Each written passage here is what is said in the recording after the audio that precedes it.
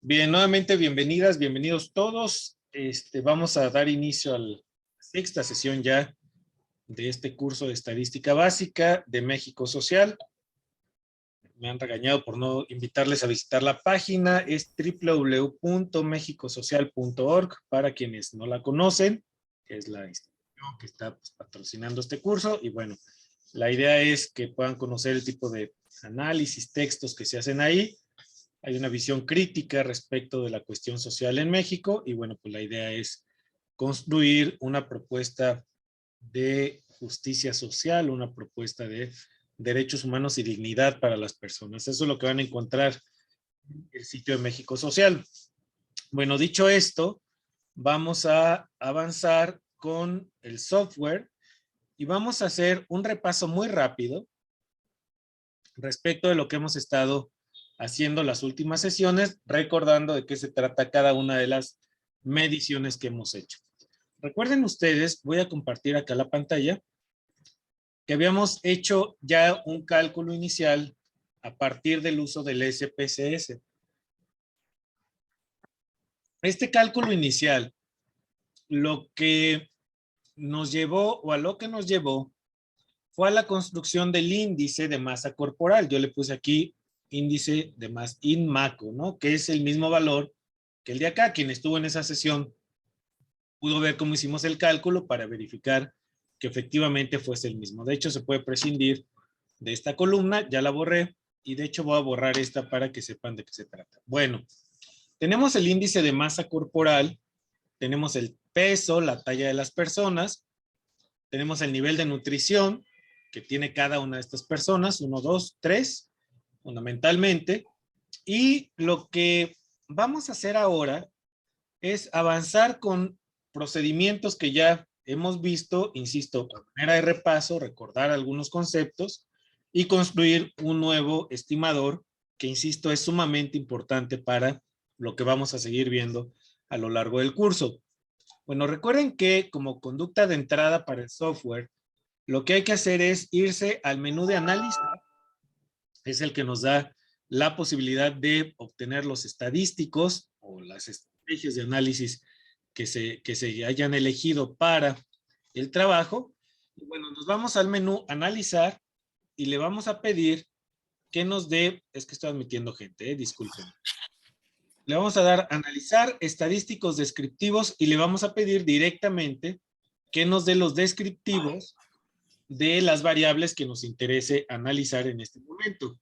Yo voy a trabajar en esta ocasión, y solamente para recordar los temas que hemos visto, con el peso de las personas. Voy a trabajar solamente con una variable, la paso, marcándola y dándole la flechita. En opciones, lo que le voy a pedir es que me dé, recuerden ustedes, mínimo, máximo, desviación estándar, y también le voy a dar que me dé la varianza. Le damos continuar. En estilo básicamente se deja igual. Este es un módulo que sirve para otras cosas y por lo pronto le voy a dar en aceptar. Fíjense qué rápido trabaja el software y nos da el cuadro de resumen. No sé si aparece la ventana del cuadro de resumen de resultados. No, no aparece. No aparece, ok. Es que luego me he ido de largo, voy a dejar de compartir y vuelvo a compartir, porque al momento de abrir la nueva ventana ya no la jala el Zoom. ¿Ahí la ven? Y ya se ve. Gracias. Bueno, miren, aquí lo que nos está diciendo bien rápido el software es que tenemos 40 individuos en esta muestra, ¿no? Que tenemos 40 valores válidos. Nos dice que el peso mínimo registrado es de 55 kilos, nos dice que el máximo es de 100.5, nos dice que el promedio es de 72.37, y recuerden ustedes que estos dos estimadores, desviación estándar y varianza, son un derivado de la media. Recordemos los conceptos entonces. Recuerden ustedes que la varianza resulta, voy a dejar de compartir la pizarrita, y esto, insisto, es solamente con propósitos de hacer el resumen. pizarra. Por favor, me indican ya cuando se va la pizarrita, ¿no?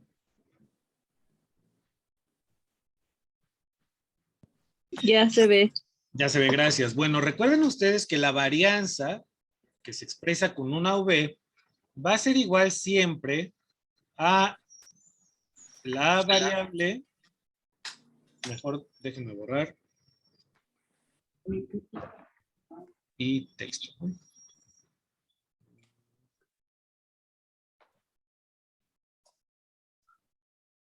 Ahora no me deja trazar líneas. Acá está.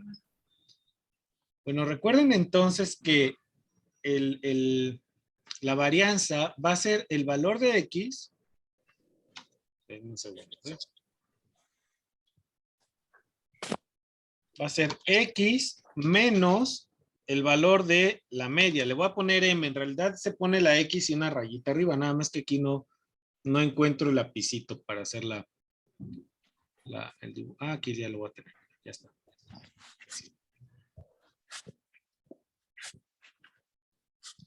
Bueno, entonces, la varianza es, acuérdense, la X, denme, voy a borrar. Voy a empezar primero con lo que debemos empezar. Recuerden ustedes que primero calculamos las desviaciones, ¿se acuerdan? Y las desviaciones son el valor de la X, es decir, la variable que queremos analizar, el número del caso que corresponda, y a este le vamos a restar, ¿se acuerdan? La media. La media siempre se le pone aquí para que sepamos. Entonces, esta simple operación nos permite avanzar al resultado que veíamos la vez pasada, que la sumatoria de las desviaciones siempre nos va a dar como resultado 0. ¿Se acuerdan de eso, no? Entonces, la varianza es igual a la sumatoria de todas las desviaciones al cuadrado, ¿no? Básicamente, eso es lo que nos expresa la varianza. De tal forma que, como pueden ver, hay una cadena que pasa de las desviaciones que se calculan restándole al valor de cada uno de los casos el valor de la media. La varianza es igual a la suma de todas las desviaciones al cuadrado. Y recuerden ustedes entonces que la desviación estándar, que puede ser así o esto, o a veces se escribe una sigma, lo pueden ver así en la literatura, cuando se pone la sigma cuando se refiere a una muestra, la S cuando es una población. Este es igual a la raíz cuadrada de la varianza. ¿Se acuerdan? Bueno, estas formulitas que son tan simples como lo que estamos diciendo, son las que el software nos reporta acá, ¿no? En esta pantallita que teníamos de los resultados. Y eso es lo que nos está diciendo. El valor promedio de los valores, creo que ya se ve, el valor promedio de todos los valores es 72.3. Aquí no nos está dando las desviaciones porque ya se va directo a la varianza. Pero si nosotros de estos 40 valores restásemos el valor de la media a cada uno de ellos, hacemos la elevación al cuadrado de cada uno de ellos, lo sumamos, vamos a tener como resultado el total de la varianza que tenemos registrada aquí. Cualquier persona de quienes estamos aquí en el aula puede hacer el ejercicio y verá que da exactamente el mismo resultado. La desviación estándar va a resultar entonces de extraer la raíz cuadrada a la varianza. Entonces tenemos, decíamos, indicadores o datos que ya se están comportando, o mejor dicho, que ya nos están diciendo cuál es el comportamiento de esa distribución o de esa población. Y podemos ir teniendo una cierta idea de qué tanto se desvía o no los valores respecto de su media. Voy a dejar de compartir y voy a abrir nuevamente el archivo que habíamos abierto o trabajado el día de ayer. Y esto, insisto, me va a servir muchísimo para avanzar hacia el nuevo estimador que vamos a calcular. Bueno, aquí tenemos el cálculo de, bueno, mejor dicho, la construcción de los diagramas de caja y bigote, se llaman los box plot, y también de los dispersigramas. Y se acuerdan que también hablamos, cuando hablábamos de esto, aquí lo tengo, del cálculo del coeficiente de variación. ¿Se acuerdan? El cálculo del coeficiente de variación resulta de dividir la desviación estándar de la media, ¿no? Esa división que hacemos, y que aquí lo hicimos, ¿no? Con C21 y C19, que serían estos, ¿no? Aquí dividimos la desviación estándar entre la media, ¿no? Entonces obtuvimos estos valores y decíamos que cuando estamos trabajando con poblaciones o muestras, no importa lo que sea, lo que intentamos siempre descubrir es qué tanto están variando los valores de la media, o mejor dicho, los valores de toda la población o la muestra respecto de la media. Y en esa dispersión, nosotros podemos entender cómo se están comportando de manera general los datos respecto de la media que construimos. Me voy a cambiar de pantalla y lo ejemplificábamos con estos dispersigramas, ¿no? Veíamos cómo a partir de estos, digamos, modelos visuales que se generan de manera descriptiva, podemos intuir muy rápidamente y con mucha precisión que hay algunas que son necesariamente más dispersas que otras, ¿cierto? Entonces, esa dispersión se observa tanto en el coeficiente de variación, decíamos, mientras más se aproxima a 0, hay menor dispersión, mientras más se aproxima al valor de 1, el coeficiente nos estará indicando una mayor dispersión. Puede haber valores incluso por arriba de 1, ¿no? Entonces, esto es lo que tenemos como indicadores. Voy a dejar de compartir y me voy a regresar a mi pizarrita. Porque en la pizarra decíamos, o teníamos estas primeras fórmulas. Recuerden que el coeficiente de variación va a resultar de dividir la desviación estándar, que se escribe como la sigma, entre la media, ¿no? Que se escribe una X, bueno, esto intenta ser una X, con una barrita arriba, ¿no? Entonces tenemos fundamentalmente estas cuatro dimensiones o estos cuatro estimadores que nos permiten ir conociendo qué tanto están dispersos o no los indicadores o los datos respecto de la media. Ahora bien, el coeficiente de variación finalmente nos permite tener una primera aproximación, pero esa primera aproximación que tenemos no necesariamente nos puede llevar a la comparación precisa, estadísticamente hablando, de lo que tenemos en nuestra muestra. Entonces, los estadísticos, los expertos, se pusieron a revisar evidentemente y llegaron a una conclusión, que los valores de cualquier distribución que se aproxima a la normal o que tiene un comportamiento estadístico normal, pueden conocerse en términos de, digamos, su dispersión a través de esta formulita. Y fíjense cómo lo que vamos a tener es un indicador bien interesante. Esta es la desviación estándar, ¿no? Esto intenta ser un sigma. ¿Se acuerdan esta formulita que tenemos aquí arriba? ¿Ya vieron qué es lo que tenemos aquí? Es fundamentalmente esta, ¿ya vieron? X menos la media es fundamentalmente este numeral que tenemos aquí en el numerador, ¿ya vieron?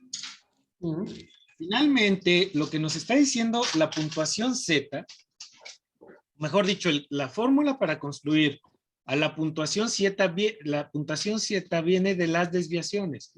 Entonces, lo que nos está diciendo es, si nosotros dividimos a las desviaciones entre la desviación estándar, que es la raíz cuadrada de la varianza, entonces vamos a tener un valor que nos indica qué tanto está alejado ese valor en particular respecto de la media.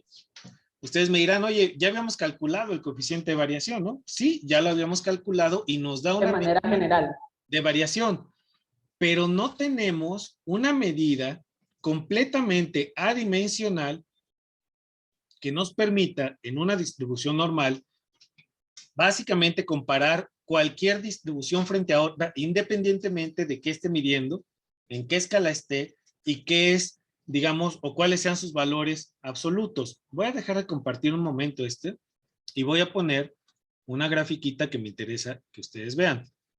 Denme un segundo, ¿eh? Aquí la tengo. Fíjense bien en esta parte. Cuando estamos calculando las puntuaciones Z, insisto, lo que estamos básicamente buscando es una medida que nos diga qué tanto varían los valores, los puntos, los datos que tenemos de una distribución respecto de su media, pero a diferencia del coeficiente de variación, aquí sí tenemos gráficamente muy claro qué tanto se mueven o no los indicadores respecto de su media. Recuerden entonces, tenemos la fórmula por la cual obtenemos las desviaciones, X menos la media, entre la desviación típica o estándar. Una precisión también. Siendo muy estrictos, cuando hablamos de poblaciones, los datos que estamos obteniendo se denominan, se me fue el nombre, en muestras se llaman estimadores y en poblaciones se llaman parámetros, ¿no? Es decir, esta X o esta S, esta desviación típica, se pone S grandota o mayúscula cuando estamos hablando de parámetros, es decir, nos indica aquí que tenemos una población, ¿no? Cuando hablamos de una muestra, se pone la sigma, se pone la X minúscula con la barrita arriba y X minúscula, ¿no? Básicamente es una precisión teórica o conceptual que me interesaba hacer porque me la preguntaron ahí vía correo.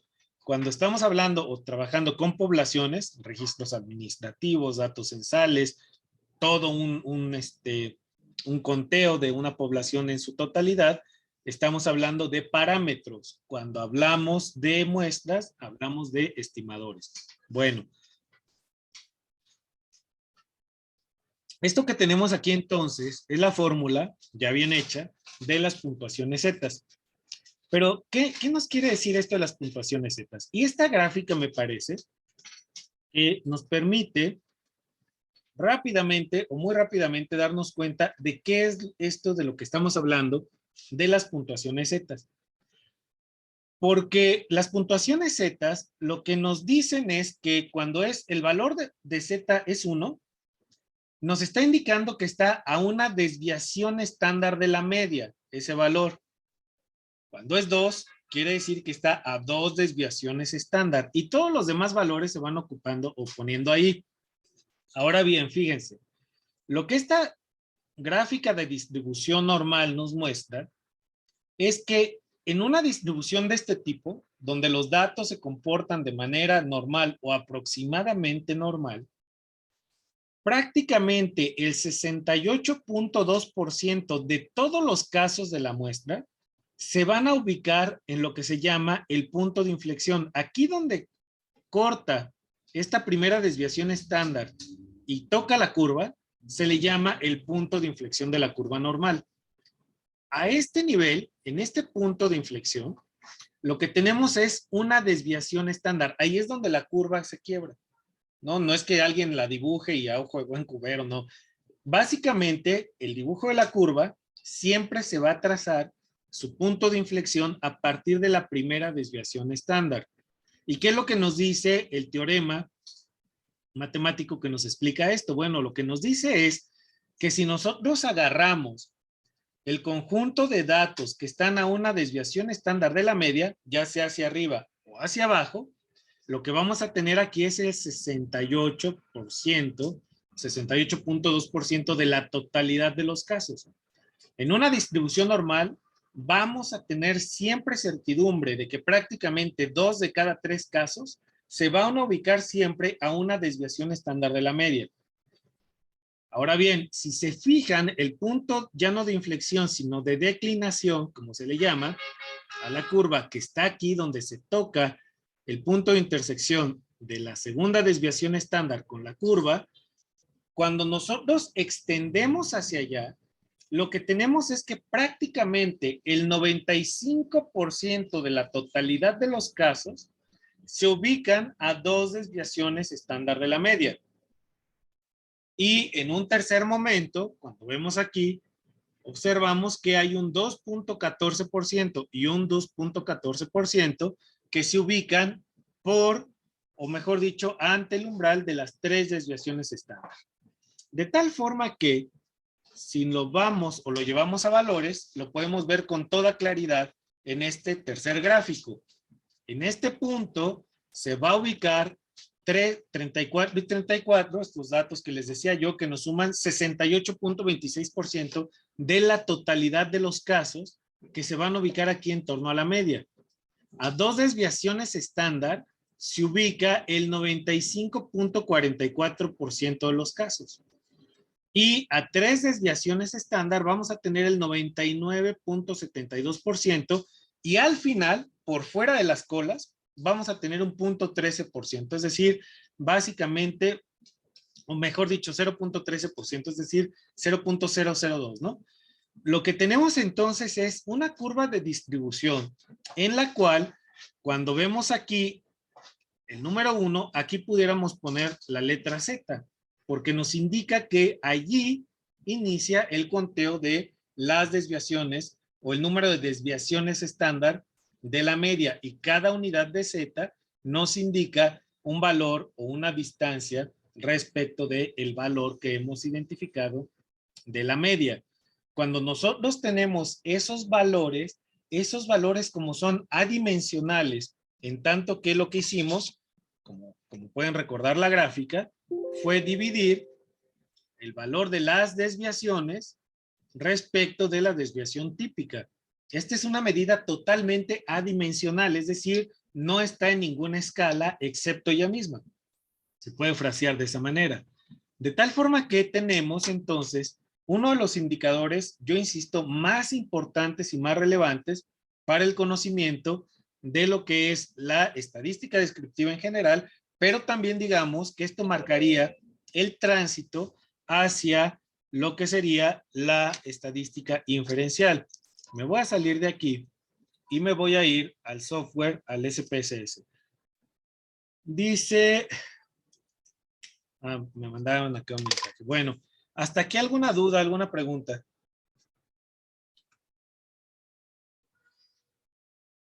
¿Sí queda claro para qué sirve la desviación digo, la puntuación Z?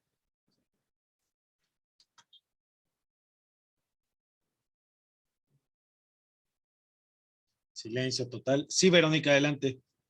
Sí, buenas tardes. Yo tengo una duda sobre el cálculo de la desviación estándar.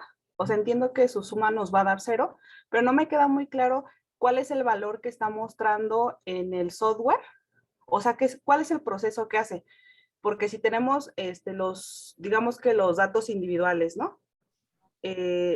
O sea, va a tomar el dato y lo va a restar sobre la media y va a dar un resultado, ¿no? O sea, software ese 10 que muestra ahí que es, o sea, suma todos los datos y después le resta la media en general y saca ese dato en general, o lo va haciendo de forma individual, o como que no me queda muy claro ese proceso. Bien, acuérdense que lo que hicimos en las sesiones pasadas fue fundamentalmente obtener el valor primero de lo que son las desviaciones. Las desviaciones no son sinónimo de desviación estándar, ¿no? La desviación típica se obtiene al extraer la raíz cuadrada a la varianza, ¿no? La varianza resulta de la sumatoria del valor cuadrado de cada una de las desviaciones. No de la suma total, sino de cada una de ellas. Es decir, si tengo 10 valores y digamos que mi primera desviación es 6, la segunda 3, la cuarta 5, cada uno de estos valores los tengo que elevar al cuadrado y sumarlos. La sumatoria total de esos cuadrados es lo que me va a dar la varianza, ¿cierto? Pero la varianza al estar elevada al cuadrado, sobre todo cuando trabajamos dinero, kilómetros o datos muy grandes, son números gigantescos. Pero además, en términos generales, esos números, si son kilos, pues son kilos al cuadrado, ¿no? O si son personas al cuadrado. Es difícil trabajar conceptualmente así. Por eso se le extrae la raíz cuadrada y esa raíz cuadrada es la desviación estándar. Cuando vemos en el software lo que tenemos aquí de resultados, lo voy a compartir de nuevo. Me dicen ahí si lo ven, por favor. Sí. Lo que hace el software es agarrar el valor de cada uno de los datos que tenemos en la muestra y lo resta, o mejor dicho, le resta la media a cada uno de esos valores. Los eleva al cuadrado y lo suma. Esa sumatoria es esta varianza, es este cuadradito de aquí. Pero luego, como le pedí la desviación típica, le extrae la raíz cuadrada y entonces nos da la desviación estándar. ¿Sí queda claro, Verónica? Sí, sí, ya estaba confundiendo, pero sí, ya me quedó muy claro. Sí, sí, muchas gracias. Sí, me pregunta Marisol si puedo dar un ejemplo de para qué sirven las puntuaciones Z. Sí, ahorita a eso voy, ¿eh? Nada más que antes de quería más o menos tener claridad de si estamos en la misma sintonía y si se está captando esto que tenemos acá, ¿no? Sí queda claro, ¿verdad? ¿O hay alguna otra duda que necesitan que resolvamos? Estoy buscando, no hay más manos levantadas. Bueno, voy a abrir nuevamente el software, pero ahora me voy a ir a la parte de los datos para que ustedes puedan ver qué voy a hacer. ¿Me avisan, por favor, cuando se vea la pantalla?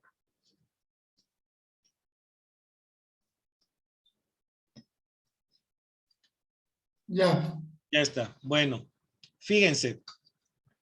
Voy a trabajar con el menú de analizar. Le voy a pedir de nuevo estadísticos descriptivos y le voy a pedir que me dé los descriptivos, ¿no? Y esta vez voy a trabajar con el índice de peso corporal, ¿vale? Ya saben, nos vamos a opciones. Le voy a quitar que me dé mínimo y máximo. En este momento no me interesa. Sí le voy a pedir que me dé la kurtosis y la simetría nada más para ir trabajando o comenzar a trabajar con esto. Pero fíjense, cuando ustedes trabajen con el software y vayan a trabajar puntuaciones Z, le tienen que dar aquí en este cuadrito que dice guardar valores estandarizados como variables. Esto de la Z o la puntuación Z es el proceso de estandarización por excelencia de todas las variables. Cuando se dice estoy trabajando con variables estandarizadas, lo que estoy diciendo es que las transformé a valores de Z, si es el procedimiento que utilizo. Hay otros métodos de estandarización de variables, pero en este caso, lo que yo estaría diciendo es, las llevé a puntuación Z para poder comparar qué tanta variabilidad y a qué distancia específicamente está el valor, digamos, del caso 10 de la media, ¿no?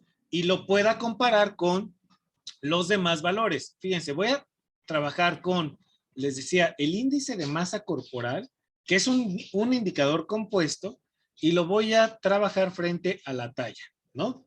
Fíjense lo que va a pasar. Hay que darle entonces, guardar valores estandarizados como variables, ¿sale? Ya le pedí que quiero y entonces le doy a aceptar.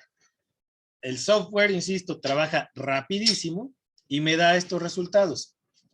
Fíjense cómo en la parte del cuadrito de datos, creo que no se está viendo, ahorita lo abro. Ahí va. ¿Me dicen si ya se ve el cuadro de resultados? Listo. Listo. Sí. Lo que está diciéndome aquí es que la talla tiene un promedio de 1.69 centímetros, digamos promedio, es decir, las personas miden 169 centímetros, ¿no? 1,69 m, decimos acá. Bueno, el índice de masa corporal, acuérdense que es un indicador compuesto que resulta de dividir peso de talla al cuadrado, ¿no? Entonces, lo que me está diciendo aquí es que la media es de 24.9, o sea, la gente se anda aproximando al sobrepeso y la obesidad en promedio en esta distribución en particular. Pero luego me dice que la desviación estándar es de 2.76 y de 0.3586 cuando estamos hablando de la talla, ¿no? El índice de masa corporal es mucho más grande la desviación estándar y la talla es de 0.35, perdón. Bueno, ¿cómo interpreto esto, no? ¿Qué tan diferentes se están comportando los datos de una y de otra variable? Bueno, con estos datos puedo intuir, puedo ir más o menos dando su coeficiente de variación y calcularle, pero no me está diciendo mucho de lo que tenemos. Ahorita vamos a analizar los datos de kurtosis. Voy a cerrar este resultado entonces Y no lo voy a cerrar, solo voy a dejar de compartir. Entonces me voy nuevamente a mi base de datos y yo le digo, bueno, como yo te pedí software que me dieras las puntuaciones zetas, fíjense lo que ocurrió en la base de datos. Yo no le hice nada, solita la creo. ¿Ya la vieron? Me aparecen aquí dos variables nuevas. Una se llama Z del índice de masa corporal y el otro se llama Z de la talla. ¿Ya vieron? ¿Qué es lo que me está diciendo este indicador? Bueno, me está diciendo que, por ejemplo, este primer indicador, este valor de la ficha 1 que tengo aquí, está a 1.74 desviaciones estándar de la media. Y que respecto de la talla, su indicador está a menos 0.808 desviaciones estándar respecto de la media. ¿Qué canijos es esto, no? Bueno, voy a dejar de compartir y voy a volver a abrir mi presentación de PowerPoint. Espérenme tantito porque la dejo en pantalla grandota. Ahí viene, ¿eh? Fíjense cómo cuando me voy yo a la gráfica de acá y me voy, tengo dos personas en sala de espera, listo. Fíjense en esta parte de la gráfica, ¿ya la vieron? Voy a darle un poco más de zoom. ¿Me dicen si ya se ve la grafiquita? Ya. Bien. Yo les decía que para el caso 1 habíamos visto que el valor primero del índice de masa corporal estaba a menos 1.74 desviaciones estándar de la media, ¿cierto? Bueno, cuando yo reviso mi tabla de distribución, o mejor dicho, mi gráfico de distribución, querría decir, si ven que ese valor que tengo se ubicaría en este gráfico hacia la izquierda, porque es un valor negativo, y estaría fuera de los 68% de casos que se agrupan alrededor de la media. Y querría decir que ese dato en particular, si hacemos un gráfico de dispersión, se va a ubicar por aquí. ¿Sí ven? Más o menos por donde está la coma que divide al 13.59. Mi valor, ese respecto del índice de masa corporal, ese individuo se ubica más o menos por aquí. El otro indicador que nos daba del índice de masa corporal es el de la talla y me dice que está a menos 808, es decir, a menos 0.80 desviaciones estándar de la media. ¿Qué quiere decir? Que el otro valor, el que está, digamos, de la talla, se ubica más o menos por aquí, en la gráfica. Es decir, cuando analizo solo la talla, ese individuo cae en este primer 68% de la muestra. Pero cuando ya proceso el dato del índice de masa corporal y analizo qué tanto se dispersan los datos en esa distribución, el valor se corre para acá. ¿Se fijan lo interesante de este tipo de análisis? Me va diciendo caso por caso dónde se va a ubicar. Ahora voy a dejar de compartir esto y me voy a venir a la pizarrita. ¿Por qué es importante eso? Porque cuando nosotros comenzamos a trabajar otro tipo de análisis ya de mayor complejidad, me voy a adelantar un poco en eso. Déjenme ver por qué tenía una persona en sala de espera. Acá voy a abrir una nueva hojita.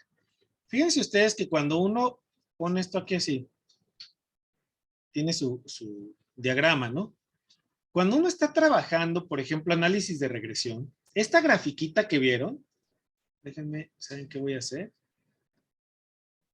A ver si lo logro hacer así, ¿eh? Esperen un tantito. Está este. Voy a tratar de hacer esto así.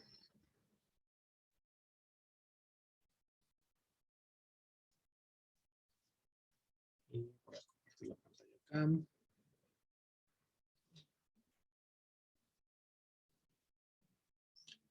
Este primero. Fíjense. ¿Recuerdan este grafiquito, no? Ya lo ven ahí, ¿no? Que nos dice cuál es su distribución, ¿cierto? Sí. De las distribuciones Z. Bueno, lo voy a quitar. Me voy a ir a mi pizarra. ¿Qué pasaría si, por ejemplo, en una pizarra giramos ese gráfico y no lo ponemos en vertical, sino que nos vamos para acá dibujamos una curva normal. Bueno, esto intenta hacer una curva normal, ¿no? ¿Sí? Acá. ¿Qué pasa si dibujamos aquí? Otra vez en el supuesto de que son curvas normales, ¿no?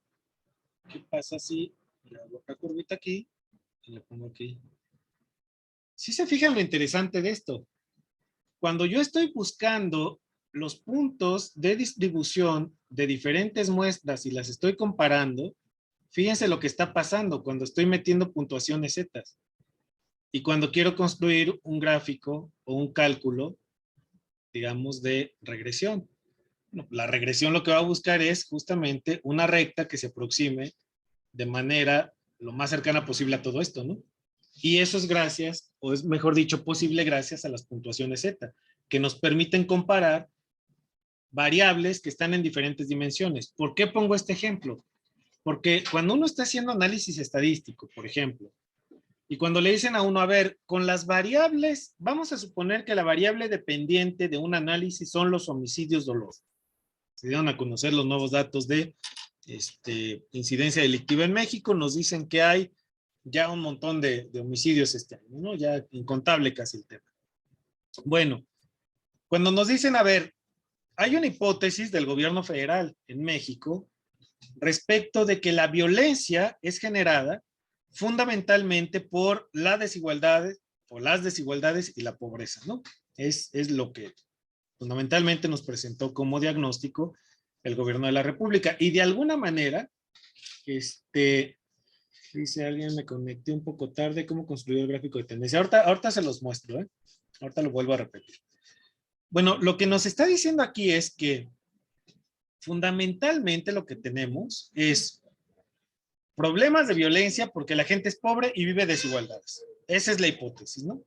Bueno, si la violencia la medimos, por ejemplo, por homicidio doloso, ya sea tasa o ya sea número absoluto, tendríamos que revisar efectivamente si hay una regresión que nos explique la suficiente cantidad de varianza para decirnos que un conjunto de variables, por ejemplo, índice de marginación, por ejemplo, porcentaje de personas en pobreza multidimensional, por ejemplo, porcentaje de pobreza de personas analfabetas, por ejemplo, porcentaje de personas sin seguridad social, por ejemplo, coeficiente de Gini. Todas estas medidas que estoy diciendo están en dimensiones distintas. El coeficiente de Gini pues, es una curva que se estima ya a partir de niveles de ingreso y desigualdades, ¿no? No tiene nada que ver una con la otra. ¿Sí me explico? ¿Cómo comparamos esto?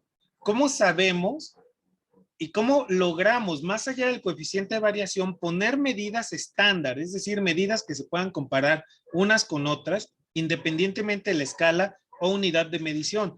Eso es lo que nos da la puntuación Z. Una medida que es comparable directamente, vis a vis, ¿no? Entonces, lo que vemos en el software aquí, voy a venir de nuevo a la tabla de datos, es que esto que tenemos ahora, no sé si ahí lo ven. Sí. Bueno, estos datos que tenemos aquí nos están indicando cuál es la distancia de cada uno de los valores respecto de la media. Y entonces sí podemos decir cuáles datos están más alejados unos de otros. Si yo copio estos datos, por ejemplo, me voy a copiar el conjunto de datos que tenemos aquí y me voy a ir al Excel porque es más rápido hacerlo acá, ¿no?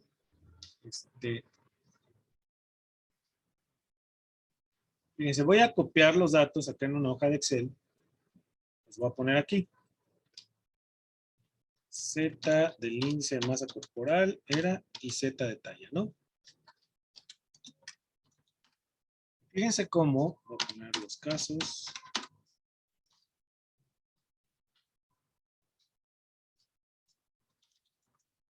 No se ve todavía en la pantalla, ¿verdad?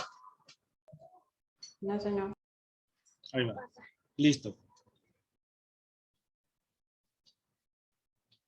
Ya lo vieron ahí, ¿no? Bueno, aquí acabo de copiar los valores que me dio. Fíjense, si yo le doy a insertar,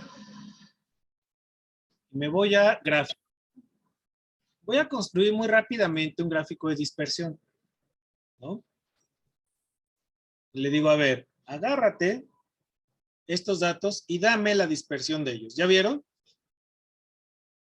Las puntuaciones Z de la talla tienen una fluctuación con un patrón totalmente distinto al que tiene el patrón de la masa del índice de masa corporal. ¿Qué quiere decir esto? Que intuitivamente, solamente con este gráfico, lo que puedo ver aquí es que fundamentalmente estamos ante una distribución que sí se afecta con la estimación de un valor distinto. Es decir, los datos se comportan de manera diferenciada cuando hablo solamente de talla, es decir, la medida, cuando esta talla la pongo respecto del peso, que es como calculo el índice, ¿no? Entonces, sí hay una diferencia muy importante entre estimar los valores de la talla y fíjense cómo estos valores están tremendamente dispersos respecto del valor de la media, ¿no? Si nosotros estimamos la media para cada uno de estos valores, fíjense lo que va a ocurrir, ¿no? Y podemos nosotros aquí en el inicio obtener el promedio de ambas cantidades y fíjense cómo está marcando aquí errores, ¿no? Porque tiene valores negativos. Y lo hice de otro modo. Promedio 5E menos 7. Voy a tener que hacerlo de otro modo. Fíjense, voy a obviar esa parte en este momento para no obtener ahorita la media. Pero lo que va a ocurrir con el índice de masa corporal, por ejemplo, si ustedes observan las líneas punteadas azules, y ahorita les voy a decir por qué no hice lo de la media. Esta distribución que tenemos aquí, fundamentalmente, es una distribución normal, ¿no? ¿Qué quiere decir que es una distribución normal? Yo había dicho, tiene media cero, y desviación estándar 1. Esa es una distribución normal. Ahora bien, como tiene media cero y desviación estándar 1, los datos sí los podemos ubicar perfectamente en la tabla esta que les decía yo de la distribución. Lo que sí voy a hacer ahora, fíjense, es lo siguiente. Voy a ordenar estos de mayor a menor. ¿Ya vieron? Ahí cambié el orden de los datos. Voy a borrar el gráfico para que no nos estorbe. Fíjense cómo tenemos una curva que tiene valores positivos y que tiene valores negativos. Si nosotros hacemos la suma total de los casos, fíjense, tenemos un total de 40 valores, ¿sale? Voy a trazar una gráfica. Voy a insertar una gráfica de barras aquí. Fíjense, cuando uno lo pone en un gráfico de barras, lo que se tiene es fundamentalmente esto. ¿Ya vieron? Y fíjense cómo los valores negativos, aquí me los está poniendo a la derecha, en realidad esta se debería ver al revés, ¿no? Y me los pone así porque los ordené de mayor a menor. Si los ordeno al revés, me la va a poner, y eso es lo que voy a hacer ahora, para que se quede perfectamente el ejemplo. Ahora sí, voy a insertarle el gráfico.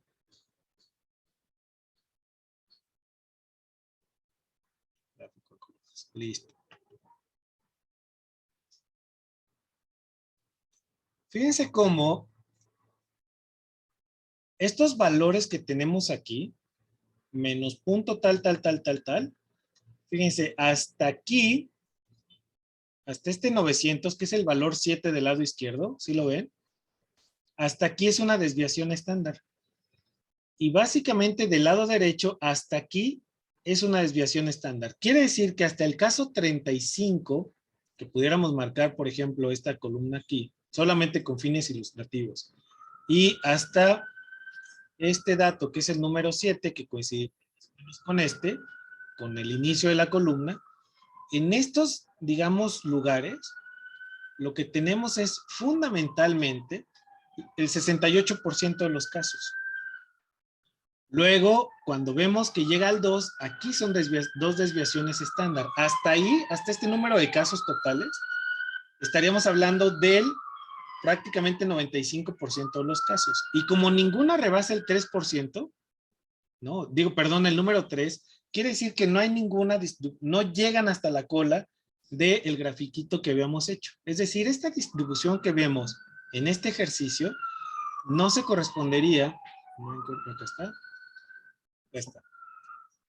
Nuestros casos, tal y como los estamos viendo aquí, la gran mayoría, si los pusiésemos en una distribución bien dibujadita y tal, oscilarían, digamos, más o menos de aquí, porque el valor es -2, ¿se acuerdan? Y el máximo valor negativo que nosotros obtuvimos aquí es de -1.74. Es el valor máximo, digamos, negativo que está en la cola izquierda de la distribución. Es decir, la mayoría de los casos, o la totalidad, de hecho, ya con toda certeza podemos decir, de los casos que estamos contabilizando aquí, que son 40 y que estamos analizando, se ubicarían más o menos aquí y más o menos hasta aquí, porque el valor máximo que obtuvimos era de 2.69. Fíjense cómo en esta curva de distribución lo que tenemos es fundamentalmente un gráfico que tendría, si fuesen barras, una orientación más hacia la derecha. Habría un sesgo hacia la derecha por el número de casos y porque la mayoría de los que están, o no la mayoría, mejor dicho, los casos que están respecto del lado derecho de la curva se ubicarían incluso hasta acá, 2.70 y tantos dijimos, ¿no? Entonces, podemos decir con toda certeza que la cantidad de datos 40 que tenemos se van a ubicar en este segmento. ¿Ya vieron? Esto va a ser bien importante cuando calculemos tamaño de muestra, porque el hecho de que tengamos cierta cantidad de datos en un segmento específico de nuestra curva de normalidad nos puede indicar perfectamente cuál es el tamaño de la muestra cuando establezcamos intervalos de confianza que se estiman a partir del valor de Z y del valor de alfa que se estima después de que ya tenemos el valor de Z y que es algo de lo que vamos a empezar a ver ya en las próximas sesiones. Entonces, lo que tenemos aquí es una puntuación o un nuevo estimador súper potente que se obtiene, como ya vieron, con unos cuantos clics, pero que nos da perfecta cuenta de cuál es el esquema de distribución que yo tengo de los datos de una muestra específica para ciertos valores y que me permiten comparar la variabilidad de estos indicadores. Con esas puntuaciones Z puedo armar índices. Con esas puntuaciones Z puedo determinar presupuestos. Recuerden ustedes, por ejemplo, que en el caso de México, no sé en otros países qué ocurra, pero en el caso de México durante muchos años, honestamente no tengo claro si la fórmula de distribución de recursos del ramo 33, por ejemplo, sigue haciéndose con base en puntuaciones Z. Antes se hacía así, ¿no? A ver, ¿a cuántas desviaciones Z se encuentra tal municipio del índice de marginación, de la media del índice de marginación? Supongamos que el valor del índice era 3, ¿no? Bueno, a ver, a partir de ese índice, todos aquellos municipios que se ubiquen a 1.8 desviaciones estándar van a recibir recursos. Entonces, la cosa es que vemos cómo se van transformando las decisiones, o mejor dicho, cómo se van armando decisiones en función de cómo se comportan ciertos indicadores. Y este indicador de la puntuación Z ya no permite sesgos. Es un estimador completamente insesgado porque lo que nos está diciendo es comparablemente cómo podemos tomar decisiones respecto de ciertas recursos, ¿no? A ver, todas aquellas personas que registren un índice de masa corporal a 2 desviaciones estándar de su media van a tener que ir a terapia o van a tener que ir a activación física. ¿Por qué? Porque ya están en el rango de sobrepeso u obesidad. ¿Cómo lo sé? Por las desviaciones estándar. Entonces ya no tengo que estar midiendo cada uno. Agarro mi tablita y para no estarme metiendo en broncas, armo rangos y decido, ¿no? ¿Y por qué decido a partir de ahí? Bueno, porque es un estimador insesgado. Ahí sí ya me está diciendo con toda precisión, de aquí hasta aquí puedes hacer un corte y estos son comparables. ¿Qué pasa si es un índice compuesto, no? Como el índice de masa corporal, que involucra peso y talla, pero puede ser un índice todavía más complejo. El índice de marginación, por ejemplo, en México tiene 9 variables. El índice de rezago social tiene 11 variables. La medición multidimensional de la pobreza mide 7 carencias, mide niveles de ingresos, mide niveles de vulnerabilidad y todos estos indicadores que se usan se basan en prácticamente más de 98 variables. Entonces, ¿cómo comparo esas variables? Bueno, pues establezco un procedimiento de medición que me permita estandarizar esas variables e independientemente que estemos midiendo porcentaje de personas respecto de tal cosa, tasa de personas respecto de tal cosa, número de casos de tal cosa, en tanto que están en medidas diferentes ya no importa porque ya las tenemos en una estandarización que me dice a qué, digamos, distancia se encuentran. Entonces, si yo quiero tomar una decisión, comparto de nuevo pantalla, yo puedo simplemente tomar decisiones a partir de ciertos criterios que siempre serán arbitrarios en el sentido de que pues, no hay una regla que nos diga a partir de aquí vas a hacer tal cosa para todos los problemas o todos los fenómenos, pero yo sí puedo decir, a ver, vamos a suponer que lo que estamos midiendo aquí es niveles de depresión, ¿sale? Y que tenemos niveles de depresión extremos. Supongamos que el 3% de la población o el 7% de la población resulta que tiene niveles altos de depresión o niveles crónicos de depresión. Bueno, al ser 7%, fíjense, 2.14% y 2.14% de los casos me dan 4 punto y algo, ¿no?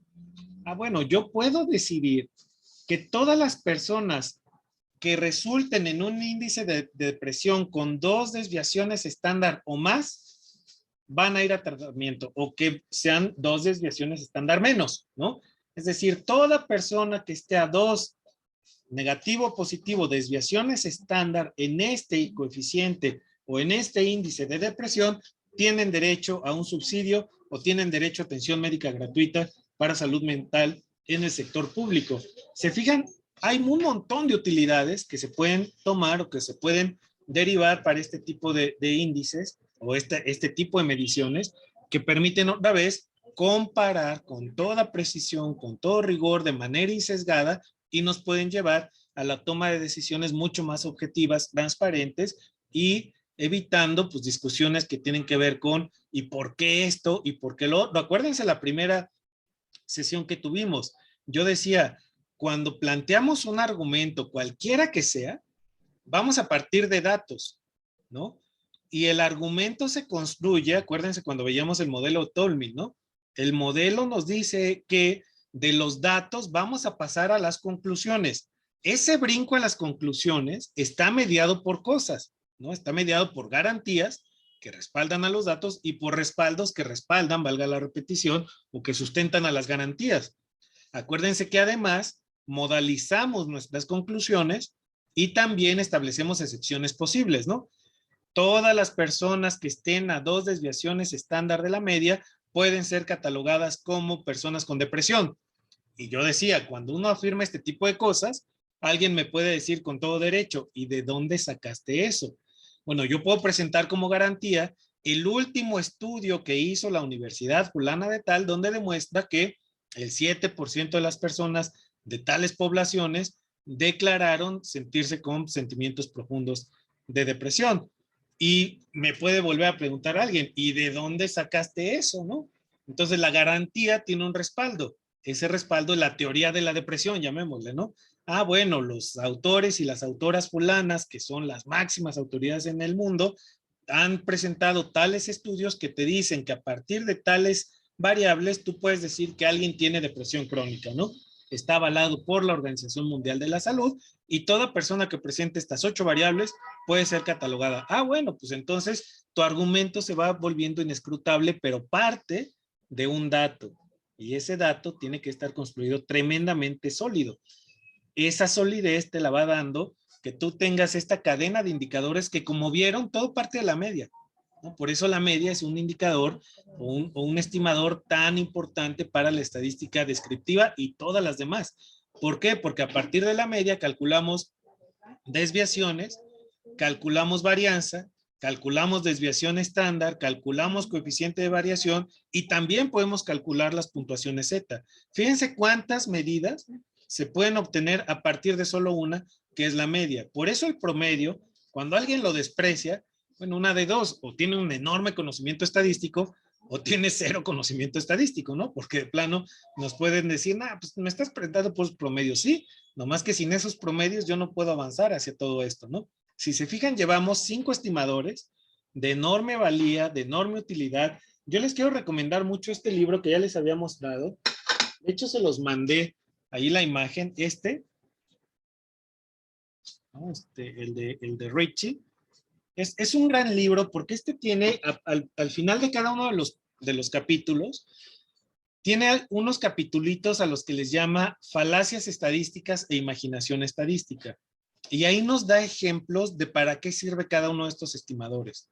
Y nos va a decir, mira, cuando alguien te los presente de esta manera y bajo esta lógica argumentativa, te está echando una mentira, ¿no? Digo, no lo dice así el libro, pero básicamente es lo que nos quiere decir. Ten cuidado con este tipo de interpretaciones porque caen en lo que se llama la falacia estadística. Es decir, extraer conclusiones que no se derivan lógicamente de los datos que tenemos. Por eso es tan importante tener también un entramado argumentativo que le dé orden, sentido, capacidad interpretativa y capacidad explicativa a los datos que estamos obteniendo y a los datos que estamos fundamentalmente entregando, ¿no?